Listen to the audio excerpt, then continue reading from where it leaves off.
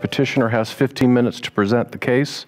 Remonstrator has 15 minutes to present their opposition and objections. Staff comments on behalf of Department of Metropolitan Development, and then the petitioner has 5 minutes for rebuttal, to rebuttal only, and for closing statement, and the remonstrator has 5 minutes for rebuttal and for closing statement. And again, for those who wish to speak, make sure that you sign up, and at this time I'll allow the clerk to swear in. Okay, please raise your right hand. Do you swear or affirm that the testimony you're about to give is the truth, the whole truth, and nothing but the truth, so help you God? I do. Be seated. All right, first up is the petitioner. Thank you, and good evening, counselors. My name is Joe Calderon. I'm an attorney with offices in Indianapolis at 11 South Meridian. I represent the petitioner, BGP Development Limited. BGP are the initials of Billy Poindexter, who's been a long-time businessman within the city of Lawrence. This rezoning case pertains to 16 acres and would constitute a long-planned expansion of the existing Poindexter Industrial Park, which is actually accessed off 56th Street. And we're proposing to extend it south to where Poindexter Drive, a public street, currently terminates. And I'll kind of walk you through all of that. Each of you should have basically a printout of what would otherwise be a PowerPoint presentation. So as I mentioned, this pertains to 16.8 acres. The property is currently zoned DA. DA is basically the unzoned zoning district for Marion County. It's the old dwelling agricultural. And as you probably know, the property being undeveloped is assessed as farm ground.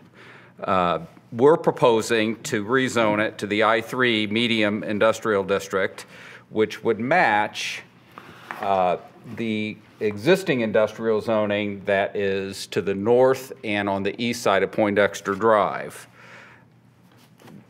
There's I1 zoning on the west side of Poindexter Drive.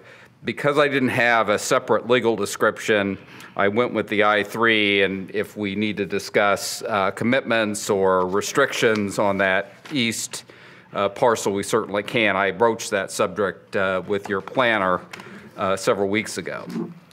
So the zoning base map, which is the slide after kind of the explanation, will indicate the following.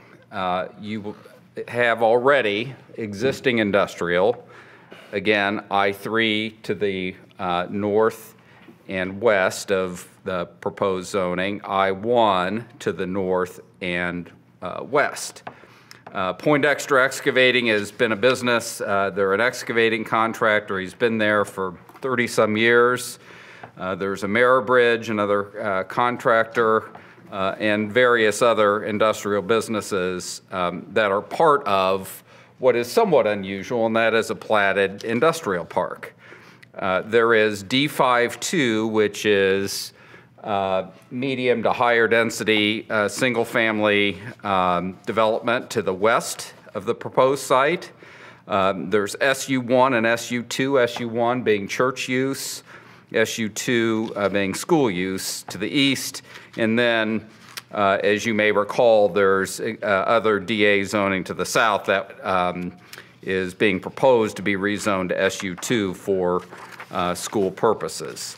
You can see all of this on the zoning base map with the property crosshatched in blue, kind of the lay of the land from a zoning perspective.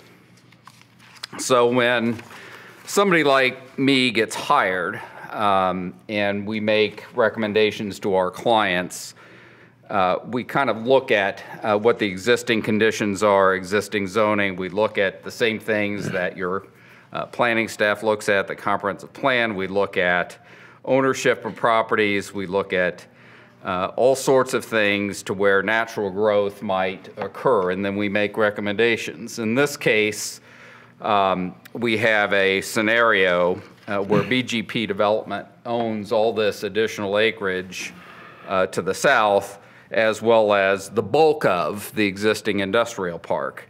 And as you look through the next several slides, these are kind of the street photos taking you down Poindexter Drive from 56th Street. And you can see that this is very much a pretty prototypical industrial park with an emphasis on contractor type uses.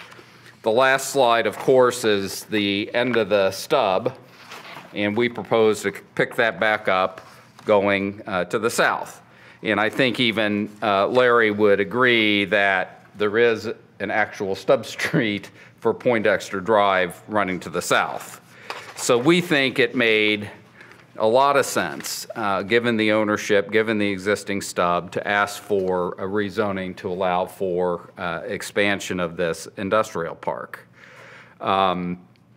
The benefits of doing so, given the existing infrastructure, is that by extending Poindexter Drive to the south, you're basically keeping the commercial traffic segregated from residential traffic on 52nd Street. For those of you who remember me presenting a couple of months ago, there was an awful lot of conversation about 52nd Street traffic with respect to that rezoning case.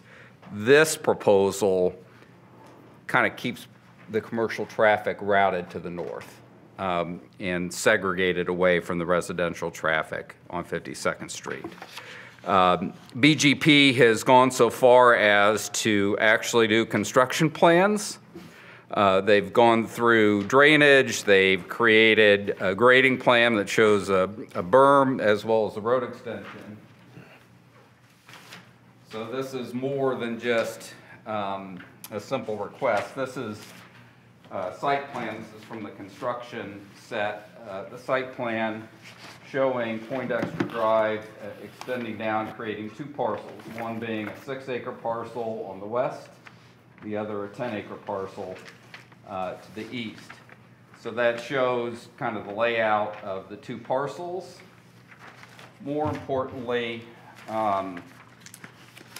this also shows a grading plan which creates a variable berm ranging from 4 to 8 feet in height to protect the existing subdivision to the west.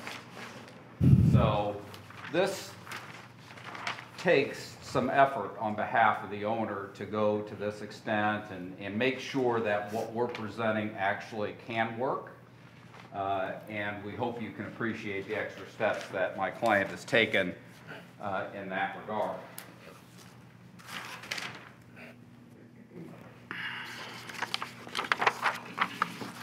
You can see I included one more slide showing Poindexter Drive stubbing. This is the layer of the city's maps that show public right-of-way. You can see Poindexter Drive stubbing to the south as promised. So this is not private drive getting extended. This is public right-of-way getting extended. One of the things that I think is important to note in this case is the economic impact of this rezoning. As I mentioned, this property is assessed as farm ground. So that's a flat per acre assessment of $1,600 or $1,610 per acre. So that generates $27,000 in assessed value, or a grand total of about $540. It's not a very productive use of land, considering all the development that's taken place to the north. We can use the assessed values of the existing industrial park to kind of paint a little picture of what you might expect. That land for the primary industrial ground is assessed at $3 a square foot. So you multiply that times the 16.8 acres. Land value alone should go up to over $2,200,000 and generate $66,000 in annual property tax revenue. That doesn't include any improvements. I can't guarantee you exactly what the improvements might look like today, but what I can tell you is that I did look at the existing improvement values within the industrial park. And there's about 4,000 square feet of building improvement for every acre within that industrial park. So just being conservative, I added 40,000 square feet of improvements, and I combined the cost value between light industrial and then there's some kit buildings, which are cheaper in the assessment world. And I came up with about $2.8 million in assessed value on the improvement side, again, being very conservative. So we think that there are significant economic reasons to consider this rezoning as you sit here as stewards of the city of Lawrence. We think that allowing an expansion of the industrial park, which has occurred for many years now, by the way, will provide jobs, it will provide additional income tax revenue, and support for local businesses. Jobs, business growth is important because that helps also drive the demand for housing. It all works together.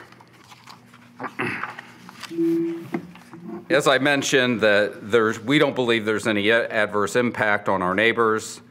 By doing the expansion of the industrial park, by extending Poindexter Drive, will keep the commercial traffic segregated. We have further evidence that the residential growth to the west of this general vicinity and the birthing and growth of the industrial park occurred during and after the initial development of the industrial park. I've tagged a number of years with aerial photos on the next several slides going back to '86. You can kind of see the infancy of the industrial park going back then, and of course, zero residential development to the west at that time. You can start to see both expanding in the early 90s, and you can see obviously the fast forward over those years to the more recent vintage 2007 and then to current, where you have the industrial park that has grown to the south, west, and east. And of course, the neighborhood to the south and west has filled out during that time. So we don't think that there's any impediment or adverse effect on that neighborhood. We would be remiss without addressing the staff concerns. We certainly appreciate, and I've worked with Larry for over 20 years. Sometimes we agree, sometimes we don't. I think that your planning staff has pointed out that the existing subdivision has its own stub street. What he doesn't tell you is that there's really no street, it's just grass. It was dedicated, but for 20-some years, 25 years, there's been nothing but grass between the two homes. So we don't think that the stub street that really doesn't go back to the west through the neighborhood is meaningful. That subdivision is sufficiently small to where a stub street going to the east is not going to do anything for that subdivision whatsoever. We think it's highly unlikely that this property would ever be developed for residential use, given the presence of the industrial park and the fact that you really don't want to commingle residential traffic and commercial traffic that already exists. The comprehensive plan is important, but it's only one consideration in a rezoning. As city councilors, zonings are legislative, so it's your job to kind of mix all kinds of things. And those can be very personal, but as a matter of public policy, the statute provides guidance into considering the effect of rezoning on anything from the general welfare of the public, whether that be tax coffers or traffic considerations, et cetera, responsible development and growth, conditions in the neighborhood, which we've tried to paint to you, as well as a comprehensive plan. I will tell you that the comprehensive plan, and I admit that it shows that this property is labeled as suburban neighborhood. My view is this: suburban neighborhood is not just residential. It does contemplate some level of local business, not necessarily industrial business, but some commercial business.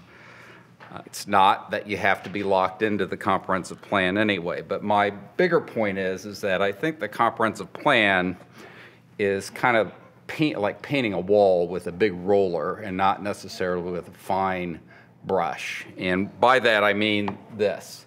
I think that those who were making decisions, and remember this is a county-wide effort, if you'd done a deeper dive on this particular property, the conclusion would be, does it really make sense to have property adjoining an industrial subdivision with an existing stub street? Does it really make sense to have that be developed as residential? I say no. That'll be up to you to decide, but we think the answer is no. So, in summary, we think that this expansion of the industrial park is responsible. It's 16 acres. It's furtherance of a natural growth pattern that's taken place over 30 years without any impact to the neighborhood to the west. We don't think that this property is ever going to develop for residential purposes, nor that it should. We don't think that property would benefit the city in any great way.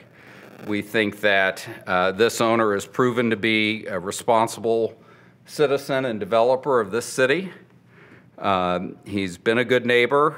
He's already created plans that will provide for a significant landscape berm on the west. This will add significant assessed value to the city, and we think that with all the things that we presented, that we meet the statutory guidelines to promote good growth, good responsible growth in the city of Lawrence, and we hope that you agree. With that, I'm happy to answer any questions you may have. Council? Mr. Chair, Yes, sir. if I may, I have a few questions. Is my understanding this is Poindexter that's asking for this? It is. My client is BGP Development Limited. Okay. And so he's going to develop this into, I guess, into buildings that can be leased. Would that be correct? Or Typically, I think he has actually sold a couple of parcels within the industrial park, and he's leased others. is this zoning that you're trying to seek, is it the same zoning as what the school was trying to get? No. Or the bus is different? Different. It does not include the same property, nor is it the same zoning classification. What happens, though, I guess my question or concern is what happens if the school wins its appeal downtown? How will this affect, with all these buses and then this development coming into play as well? Would that be a little hectic for that, for the two streets, for the egress of 52nd Street and 56th Street? No. And the reason I say that is this, Councilor Wells, and I'm going to take my BGP development hat off just for a moment. As you may recall, one of the things that we have to do, and I'm not really interested in discussing the school district case on its merits tonight because it's not in front of you, but there's no question that BGP is interested in selling that southern ground to the school district. Following our meeting with you at City Council, we certainly respect your decision that evening. We have had additional discussions with the City of Indianapolis to talk about the things that were raised, and we understand that we owe it to the city, to this council, both cities actually, because this is going to the Metropolitan Development Commission to be able to explain and manage our traffic plan in a better and more meaningful way, which we intend to do. So we think that by tightening our plan of operation and really drilling down on actual routes and times, that the traffic will be managed well, and we'll be prepared to prove that to the Metropolitan Development Commission. One more question, if I may. Would the traffic from this proposal, would it go out onto 56th Street, or would it go out on? 56th. It would go out on 56th Street, not 52nd. Not on 52nd Street. Yeah. And then it would it all go out that, what's that little I can't remember the name of that little street that's to the east. What's the name of that street that, was that where the traffic would funnel out onto? Which would be, I've drawn a blank. But it's, there's Poindexter Drive, and then there's another drive to the east of it.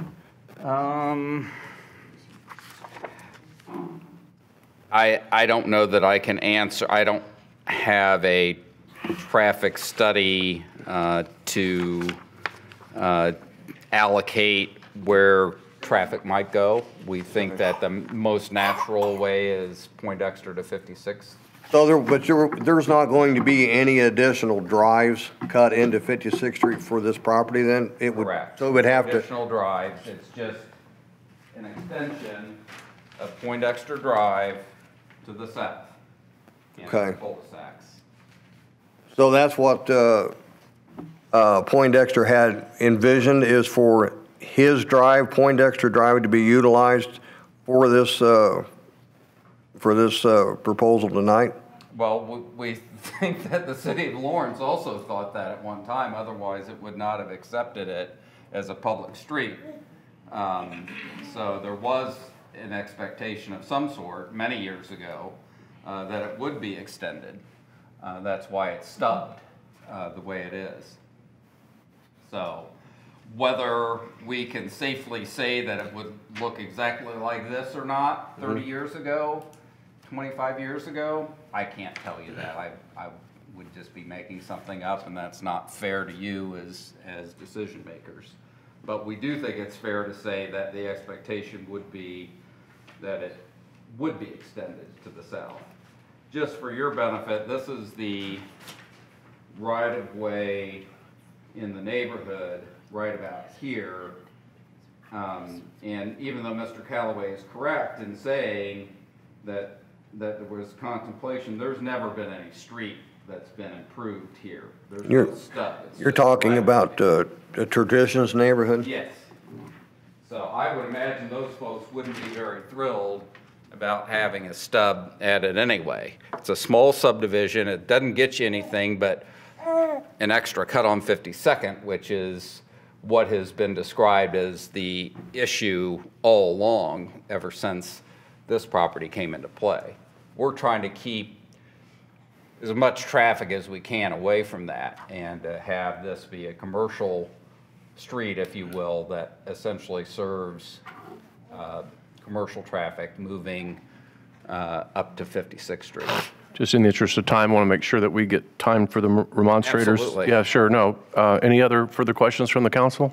Mr. Chair, I got one. Yes, sir. So you're saying right now that land's worth about $50,000, correct? It is worth exactly $27,000 in assessed value. And if we pass this, it would go to 2.3 million. I calculated based on $3 a foot, which is the actual assessed value for primary ground in Poindexter Industrial Park, $2,200,650 just in land value. Okay. My understanding is this land was going to be donated to the school. Do you have any knowledge of that? No, that's not true. The school ground is south of this property. The proposed school ground is south of this property. The proposed donation to the school are the woods to the east, which has zero assessed valuation to my knowledge. I think it was dedicated as a conservancy.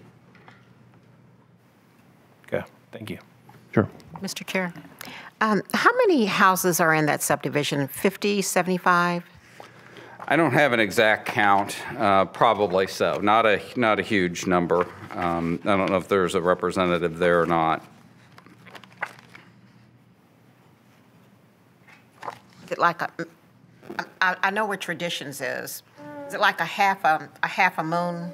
It is. going It's like a and coming horseshoe. out? Okay. Yeah, it is around about 70 houses there, I believe. Yeah, yeah. It's basically just a circular street that were popular a number of years ago. And that's on the backside of Walmart, correct? No. No. No, it is south of the existing industrial buildings.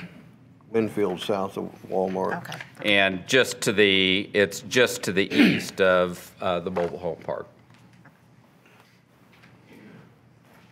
I have just one question, and thank you for these aerials. Do you know at one point where the current Poindexter excavating site is, at one point was that DA that had to be rezoned for him to be able to have that business in there now? It would have had to have been zoned from something. Yeah. I cannot tell you because I did not represent Mr. Poindexter. That's a long then. time ago. So I don't know what it went from.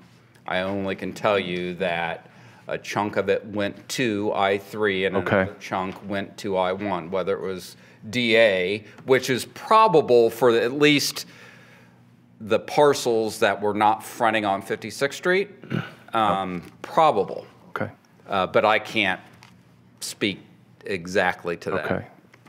I'm going to move on to the remonstrators. So we have, yeah.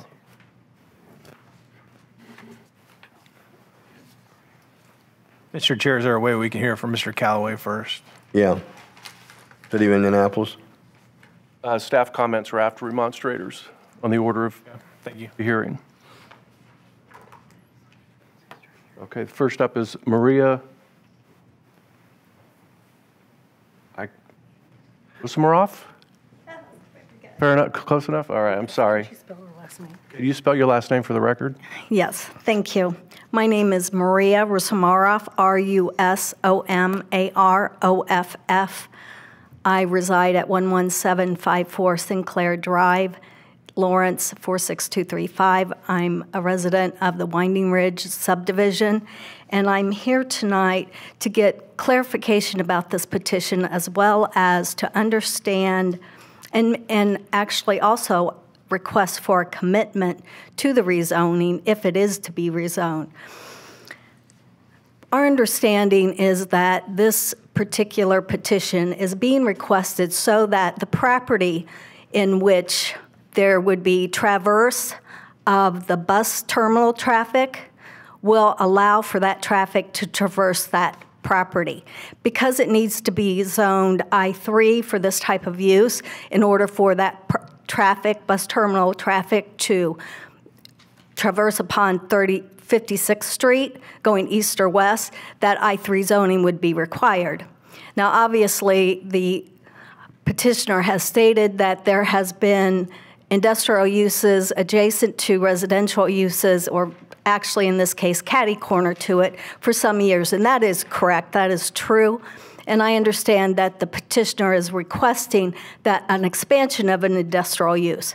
However, the remonstrators might note that this property, if it is to be used to traverse with bus traffic, school bus traffic, not only are our concerns about the incompatibility of the industrial uses with the residential uses in the area, but more so, and something that the planners with the City of Indianapolis will not tap upon most likely, but that will be the traffic.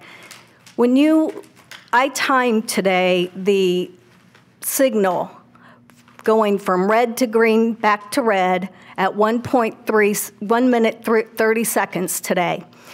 That typically allows you about 4 car lengths as you turn left or you go completely west along 56th Street. Now, buses are about 40 feet in length. A car is about 1/3 of that length. If we can get 4 car vehicles through that intersection, and we are talking about 3 times as long for a bus, and we already have a backup on that location, that we all are very familiar with.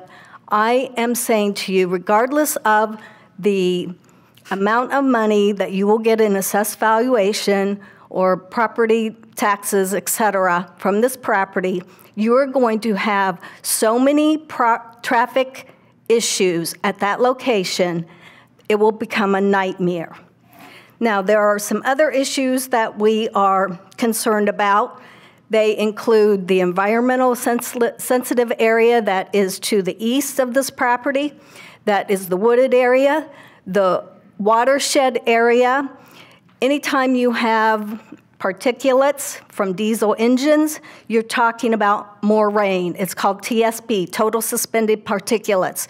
It's scientifically proven that causes more rain. It attaches to the O2 molecules. So we have an environmentally sensitive area. We have incompatible land uses with the residential area.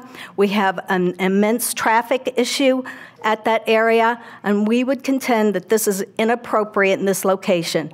Lawrence Township, the city of Lawrence, is a very large area. We have a lot of industrially zoned property.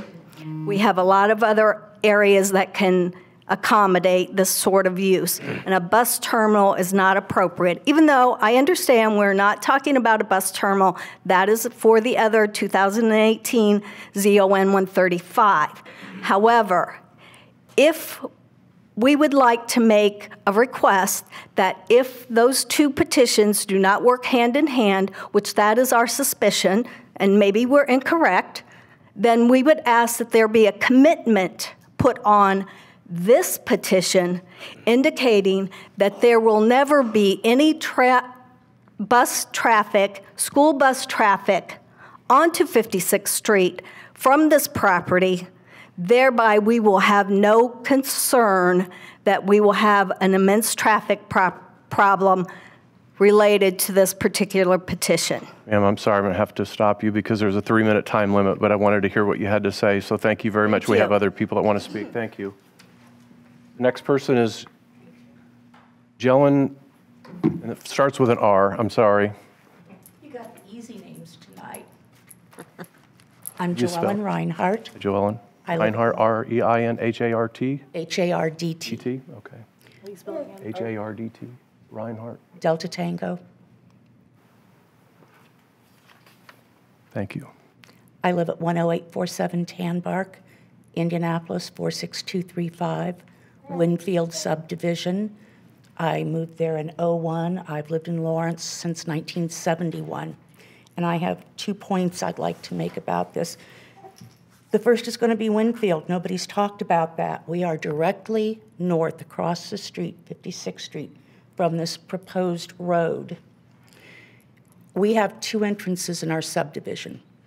We consist of 102 homes. The entrance on the far east side comes out at Indian Creek Elementary School.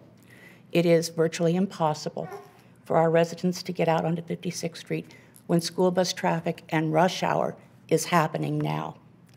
The other entrance is at Sedgegrass and 56th Street, and it is directly across from Macy Drive. That is the name of the street that this traffic is supposed to come out on. Isn't that it, Macy? Poindexter? Macy. We can't get out now, literally. Cannot get out of our subdivision during rush hour. I understand the problem with Traditions. They're 90 homes, they have 1 entrance. We're 102. We only have 2 entrances, and there's no way that another one can be added. The other thing that I'm looking at is, again, 56th Street. 56th Street is a 2-lane road. Traffic backs up. People are stuck. We can't get across Pendleton Pike. And that's without the, if it happens, school bus traffic that we're going to be seeing. It's going to create a horrible burden on the residents of Winfield, not to mention anyone who drives up and down 56th Street. Thank you. Thank you very much. And last is Jesse Cobb-Denard.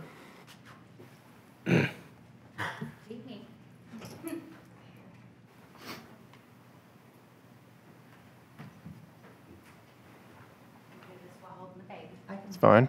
I have to say this is the first time I've seen an infant at the I do. ISO. It's interesting.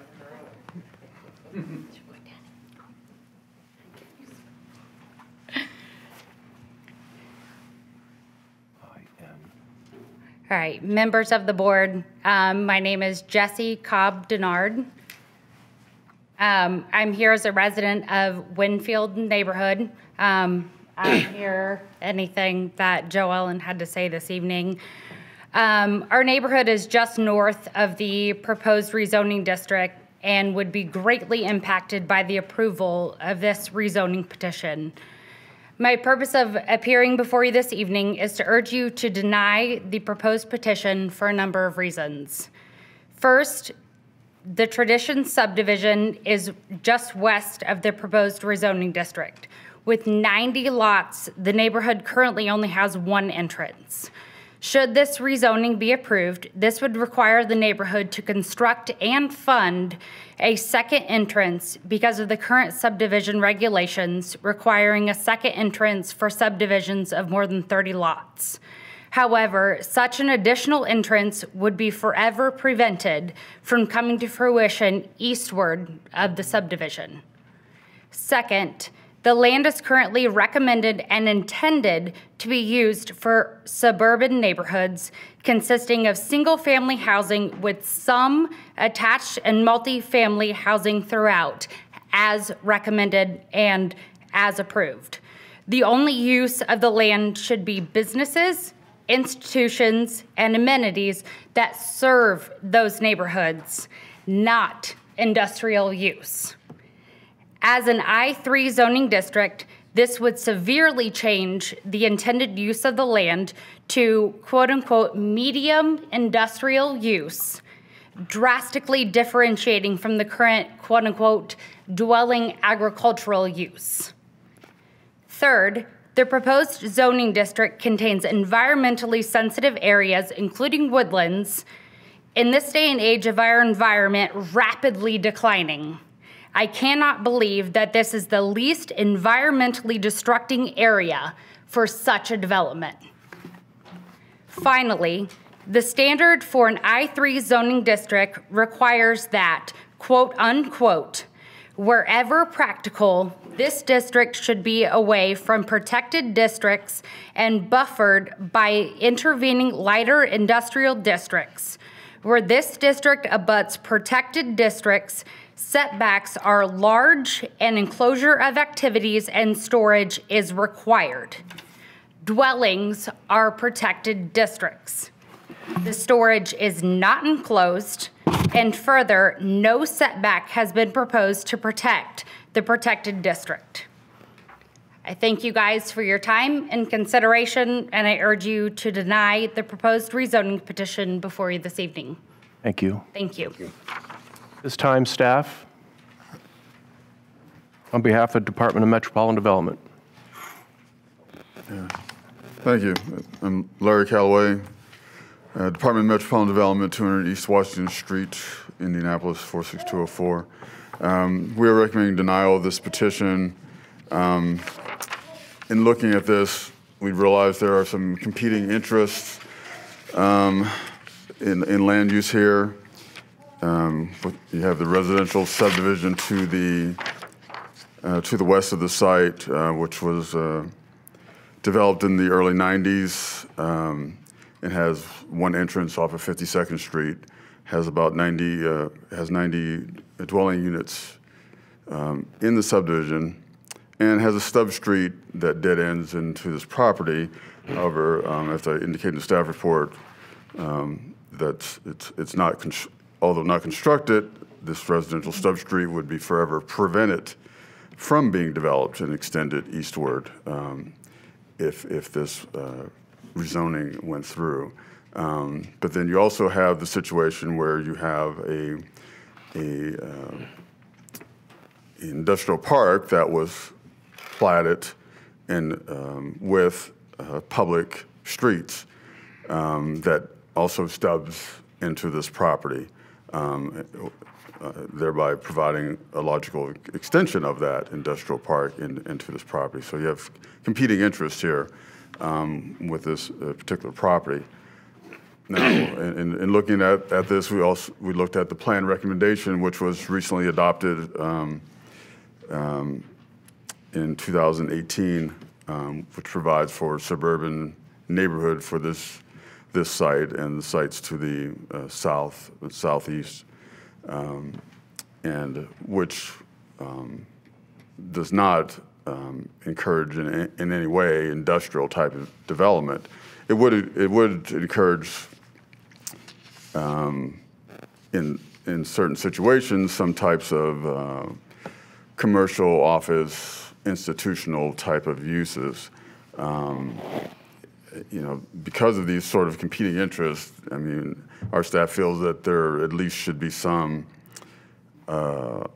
allowance for those type of uses to provide some sort of transition from the residential to the industrial, so that you don't have an I3 or I1 zone abutting directly against the residential, but at the same time allowing for the extension of that industrial park to the south. But that's not what we have here today. We have a straight I3 rezoning with the possibility of commitments, as was indicated by the petitioner, to lessen some of those uses adjacent to the residential. But strictly, we're looking at it as an I3 zone. And so for that type of rezoning, we can't see any way to support it for the entire property as proposed. I think one of the questions, besides the question related to the number of dwellings in the Traditions neighborhood, which I did actually count myself, and there are 90. When I looked at the aerial photography, there are 90 dwelling units in that subdivision. And I mentioned that the actual number, because if this subdivision was being developed today, once you pass 30 units, you're required to have 2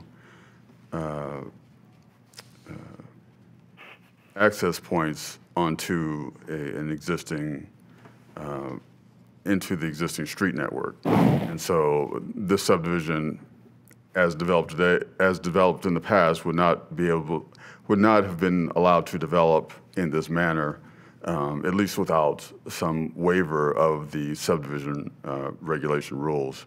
And the reason that was put in the ordinance, I'm sure you're all familiar with the sort of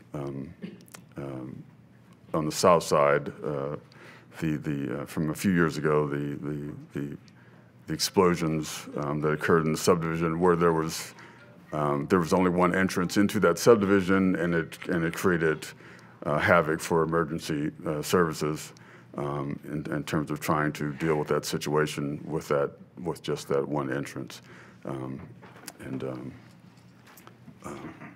Even though at the time we actually, and there was concern that in our review we had not considered the fact that it would need additional entrances at that time. However, we actually had requested those additional entrances and connections to other subdivisions, but it was approved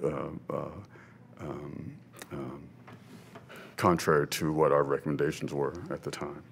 So anyway, so that's why that was actually added to the ordinance. So again, we are recommending denial.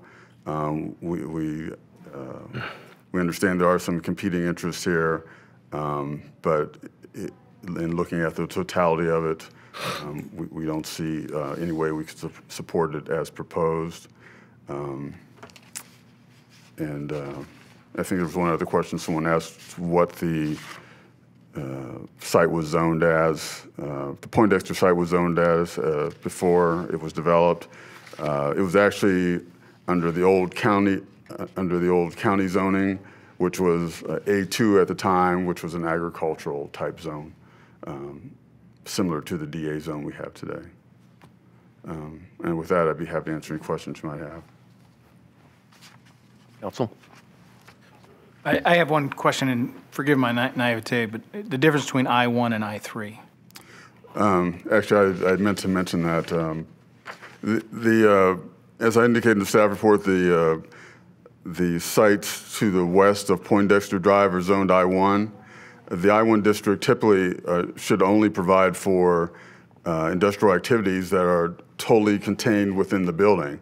However, if you look at the aerial map that I included in the staff report, the I-1 zone to the west of Poindexter Drive has nothing but outdoor storage, which is contrary to what that I-1 zone would normally have.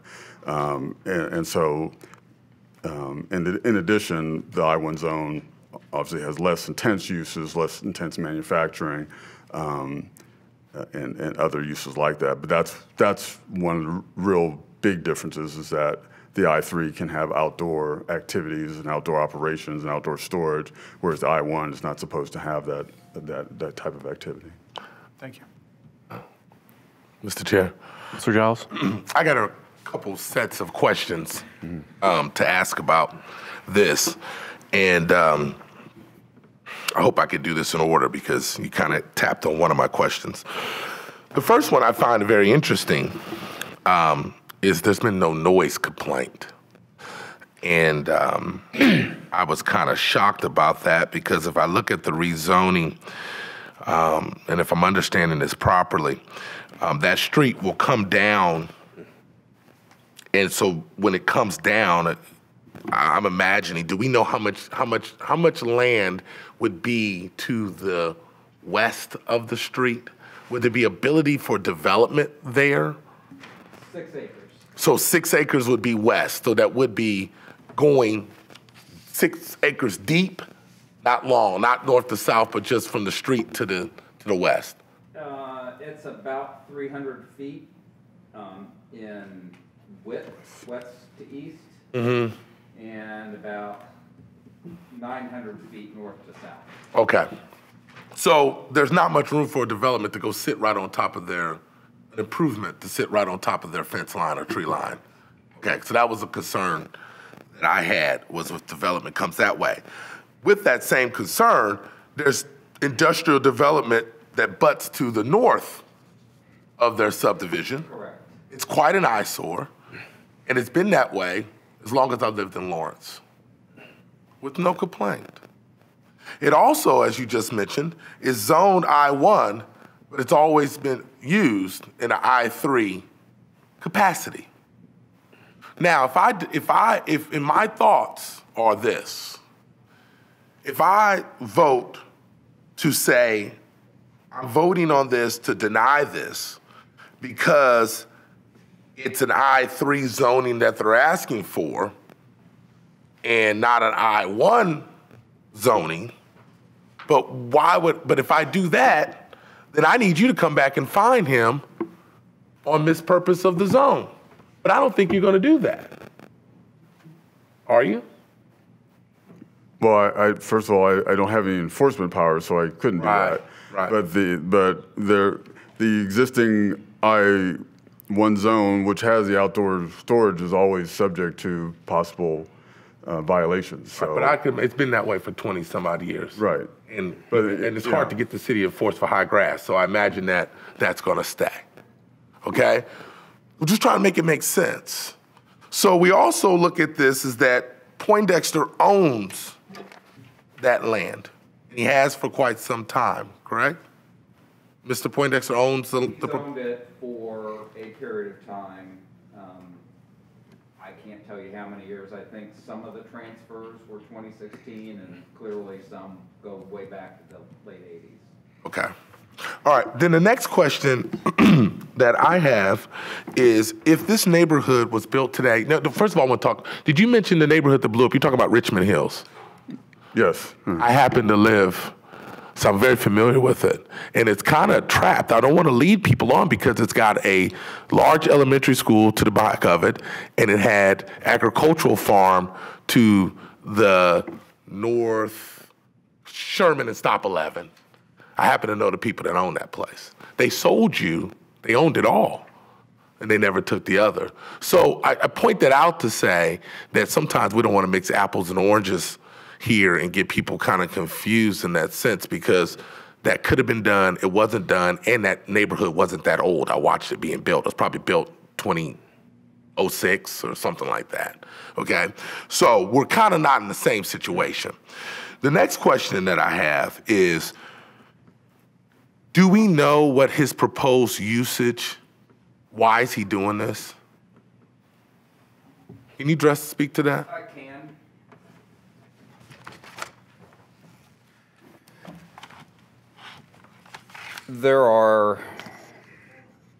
There's one existing tenant that is interested in expanding. I'm not involved in that deal, so I'm not going to name names or terms or timing. And there was another prospective tenant that I think may go somewhere else in the city. So there were valid business reasons for this proposal. But it's always been on the table. I'm gonna ask you a direct question. Sure. So we just, I think Apple, I wanna make sure that things are not getting mixed, okay? So you're here for Poindexter and his business interest, but you're not here for Lawrence Township. No. So what we're doing here has nothing to do with the bus. Correct. Okay, I just want to make sure, because I think that there is mixing of that, confusion and I want to make sure that so what we're doing here today has absolutely nothing to do. So if I approve this, it doesn't mean you're going to come back in here 2 weeks from now or a month from now, and now Lawrence Township is the tenant that you're speaking of. Correct. This is 16 acres for industrial use. So there'll be no buses, no running environmental stuff, because I consider that seriously. That's a serious issue. So I want to make sure that I'm not factoring that in to my judgment unless it's. That is correct. Okay. And if I looked on that too, it's a roundabout, so no more traffic. The traffic will be coming in and out the same way that it has been coming out. And you're also. That is correct. Is the new tenant someone proposing to bring semi-trucks, transportation trucks, anything of that sort? Yes, there would be construction. No, not construction, Well, but. there would be, it's highly likely that it would be a contractor type use, so there would be commercial vehicles. I don't know how many semis, but there would be commercial vehicles, whether they be dump Pickups, trucks. yeah. There could be equipment, hauling trucks, things of that nature. Right, but it wouldn't be a business focused on transportation per se. Correct. So with that being said, there shouldn't be any more increased traffic more than a normal business of 30, 40 employees, with some loads going in and out. I'm trying to make sure that I am sensitive to the concerns of the folks as far as a bunch of traffic coming out of that park. Because I also want to be sensitive to the fact that Lawrence is landlocked. We have limited opportunities for industrial. We have limited opportunities to increase tax bases. And I want folks to understand that with property tax caps, we tax commercial at a much higher rate, which goes into our general fund that helps us all, okay? So you're assuring me that this has nothing to do with Lawrence Township's bus transportation. The bus transportation rezoning is pending before the Metropolitan Development Commission and will be decided by them, whichever way it goes. Right. April 17th. You have already spoken to that. Right. The school district filed an appeal to have its extra day in court, if you will, and that's where that lies. Okay, thank you, sir. I got a follow-up question. Make it brief, please, because we still have the petitioner that has 5 minutes for rebuttal, and I want to make sure that. So with Counselor Giles' questioning, I thought was good. So you would be willing to make a commitment that this property would stipulate no buses would be using this then, correct? No buses would be using the property or located on the property? They would not be using the road or transporting or using this road or this property. I'm not going to make that commitment because the pending case is separate, and I can't make that commitment on Mr. Poindexter's behalf. My guess is. I can tell you that there would be no transportation center on this property. Because my guess is the reason it's going I-3 is it gives the buses another road to access out. And if you're not going to make that commitment, that makes me to believe that's going to happen. So thank you. So petitioner, we've got a few minutes, so you can rebut any things that you've heard, and then when we give remonstrators 5 more minutes. Absolutely. And when I mean 5 minutes, it'll be 5 minutes. So as Mr. Callaway correctly stated, there are competing interests here. We believe we've presented you with the historical and factual information showing that this property that's in play tonight is part of a natural expansion of a business park. This property will not be used for a transportation center. I can commit to that. I can also commit, if it's so pleased, that we would limit the uses to the west of Poindexter Drive as extended to I-1 uses. I can tell you that contrary to the thoughts of the remonstrators who testified tonight, we're not creating an additional entrance on 56th Street. We're using an entrance that's already there, an existing public street that's stubbed at the south line of this proposal. We think that it makes 0 sense to think that this property is going to be developed residentially. It's not going to happen. It's not owned by a residential developer. It makes no sense to think that that is going to happen. It makes no sense to think that you're going to introduce office use in the middle of an industrial park. Might you have an industrial user with office functions? Of course. That's already happening within the context of the I-3 and the I-1 that exist today. The Tradition subdivision, I find it interesting that none of those folks are here tonight. What you have are folks that have been here and misled to some degree, I think, in thinking that somehow this is the bus transportation facility case all over again. It's not. This is solely 16.8 acres that's unzoned, that has to be zoned for something, and we think we've given you compelling reasons, both from a land use standpoint, a transportation standpoint, and an economic development standpoint, to support this tonight. And we think that the fact that the stub street that's never been improved at all with any pavement in Traditions is significant evidence to just ignore that as a real possibility.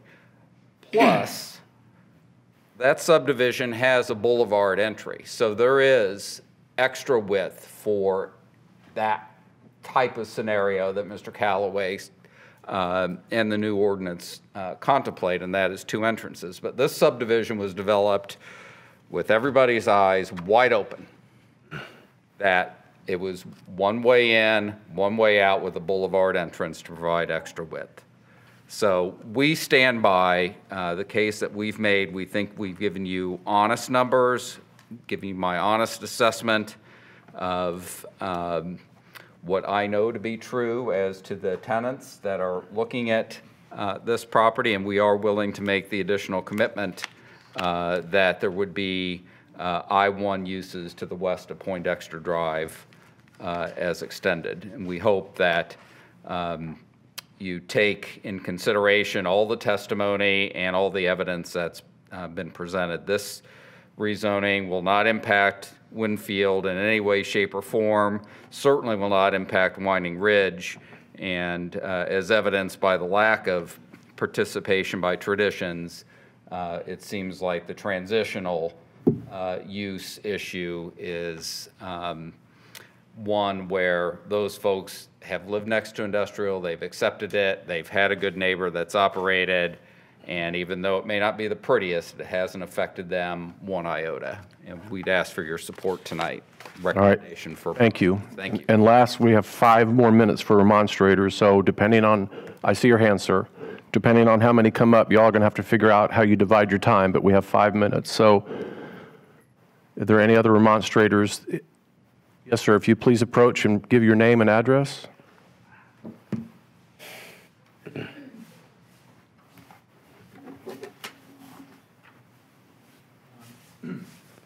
name is Max Schwartz. I live at 11545 Winding Wood Drive. Also, I live just off 56th Street. Now, there's a new addition going in just north of Winfield, or east of Winfield. It's going to have 100 and some homes in it, additional homes. Then you have Winfield, and you have Winding Wood Villas. And 56th Street is a nightmare. It's 2 lanes. And as someone has said before, getting in and out of there is not easy, and it's going to be worse with this new addition going in. 56th Street is very narrow, and I figure that 56 and Pendleton Pike's a nightmare anyway. There's so much traffic there, and that should be a real consideration. You try to go across, you got 3 seconds. Oh, man. And if anybody puts anything in with vehicles into this lot, it's going to create havoc, more havoc. And I really wish you would consider that.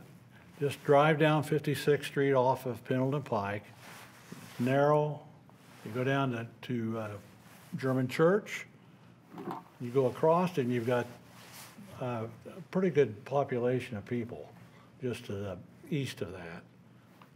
So I hope you consider this when you make your decision. Thank you very much. Thank you, sir.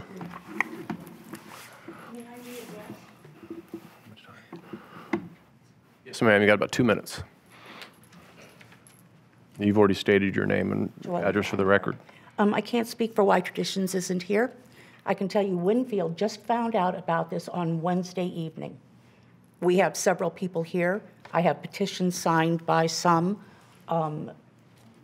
That's why perhaps a lot of people from Traditions weren't here, but we are. Winfield is here. We can't get a commitment that Poindexter will not use this property for the buses to come and go.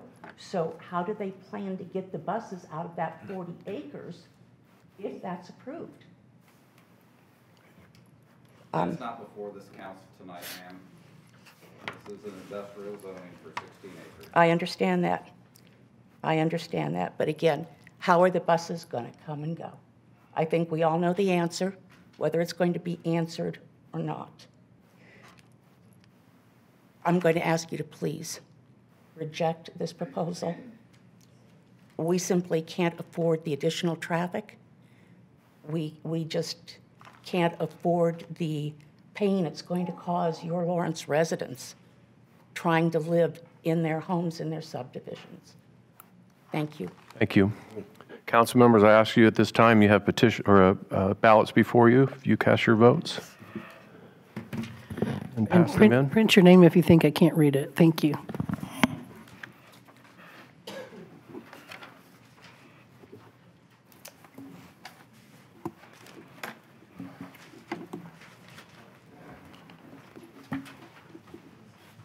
There you go, Sharon. It's cold in here. Oh, hold on to it, me too. Freezing.